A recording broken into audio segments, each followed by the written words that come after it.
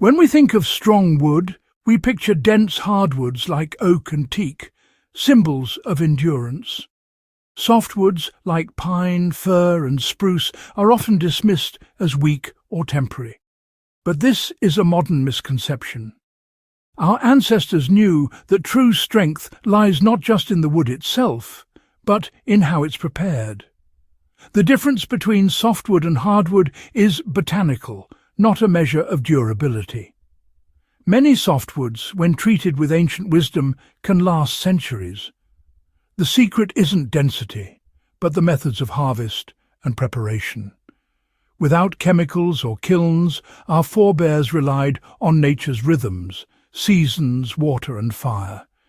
They developed techniques that transformed humble pine into a material that could outlast generations. To rediscover softwood's potential, we must set aside our prejudices and see these trees as our ancestors did, as sources of enduring strength. With the right knowledge, even the most modest tree can provide shelter for a lifetime. This is a story of patience, respect for nature, and wisdom that still matters today. Let's journey back to a time when people truly understood the soul of the forest. Across the world, ancient softwood buildings still stand as proof of their builders' skill.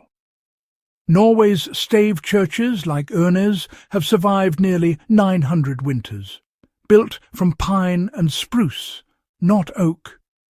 In Japan, the Horyuji Temple's cypress timbers have endured for over 1,300 years, weathering earthquakes and typhoons.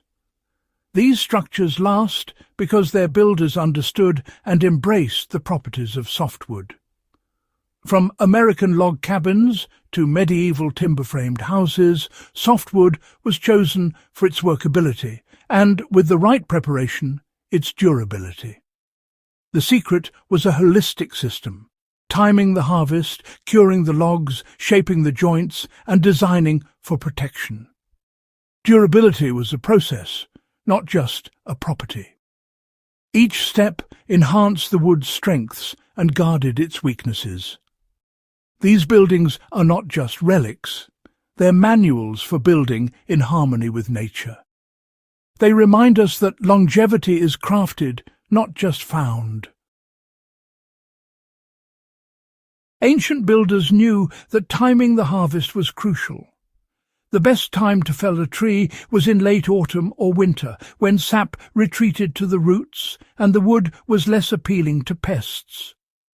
Cutting in spring or summer, when sap is high, invites decay and infestation. Winter-harvested logs are naturally more resilient. This knowledge came from generations of close observation, reading the forest cycles as intimately as the stars. Builders marked the healthiest trees, then waited for the first hard frosts before harvesting. Winter felling also made transport easier, as logs could be dragged over frozen ground. Every step was integrated, from selection to movement. The winter harvest wasn't just tradition. It was a smart, strategic start in the fight against decay. This simple timing set the stage for centuries of durability. It's a lesson in patience and precision we can still learn from today. After harvest, the next step was water curing, soaking logs in rivers or ponds for months, sometimes years. This process leached out the last sugars and starches, removing food for insects and fungi. Water curing also stabilized the wood, preventing cracks and warping by allowing moisture to leave slowly and evenly.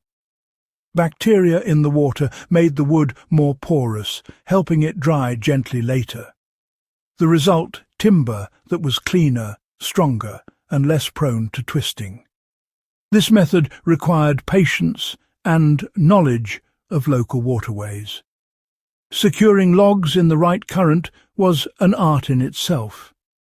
The investment of time paid off with wood that was naturally protected from within. Water curing was a natural, effective way to prepare timber for the next stage. It's a forgotten step that gave ancient structures their legendary longevity. The journey from forest to building was just beginning. Once soaked, the timber was air-dried, never rushed. Modern kilns dry wood quickly but create internal stresses that lead to cracks and warping. Ancient builders stacked timbers with spacers, letting air circulate freely in sheltered, open-sided sheds. Drying took months or even years, allowing moisture to leave gradually and evenly.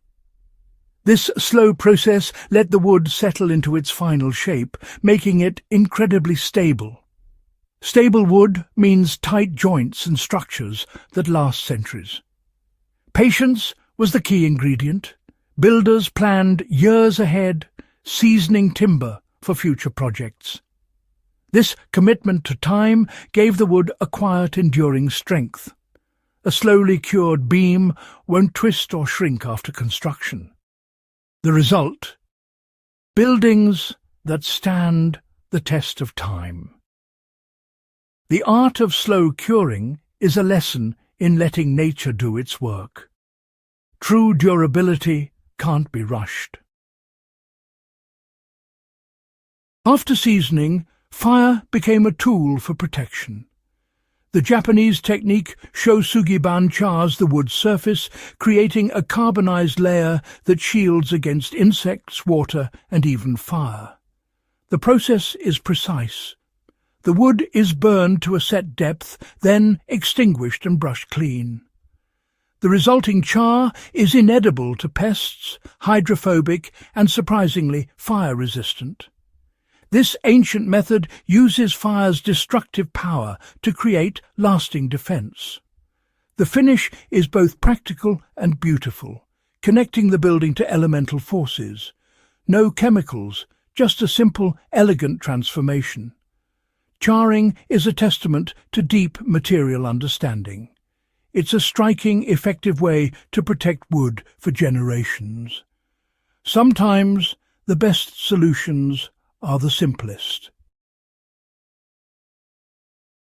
Not all wood was charred. Natural oils and resins offered another layer of protection.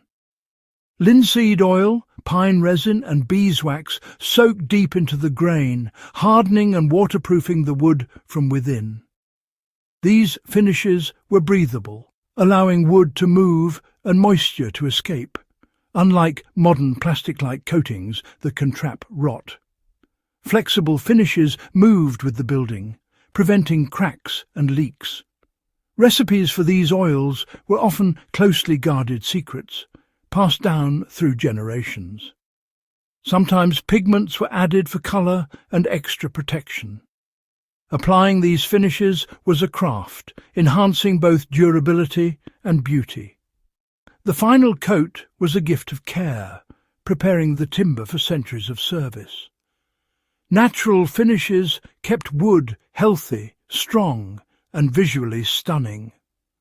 The last step was always about respect for the material. The ultimate secret to longevity wasn't just in the wood, but in the building's design. Dry wood doesn't rot, so ancient builders designed to keep timber dry from foundation to roof. Structures were raised on stone plinths, lifting wood away from damp earth.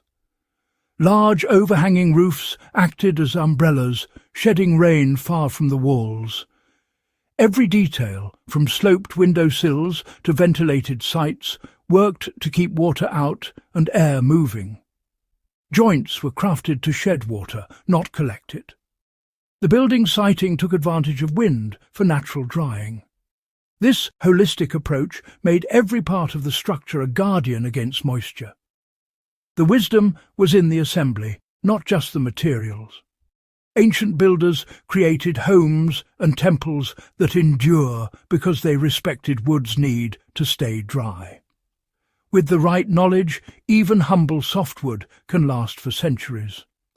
The legacy of these structures is a testament to building in harmony with nature.